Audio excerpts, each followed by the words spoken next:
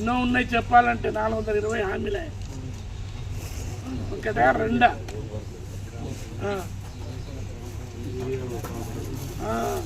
ఇంకా చెప్పాలంటే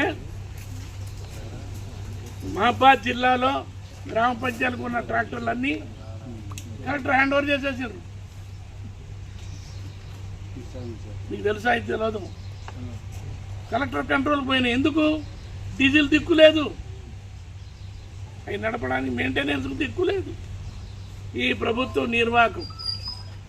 మిషన్ భగీరథ నీళ్లు సరిగా రావడం లేదు, గ్రామాల్లో ఊడ్చేటోళ్ళు లేడు, మోటార్ పెట్టేటోళ్ళు లేడు, మోటార్ కాలిపోతే వైండింగ్ చేయించేటోళ్ళు లేడు.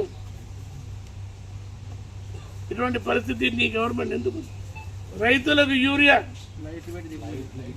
లైట్లు పెట్టేవాళ్ళు లేడు, 80%. ఇక చెప్తూ పోతే చాలా.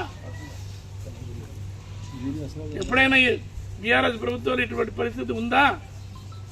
నేను అడుగుతున్నా. ప్రజలు ఆలోచించాలి.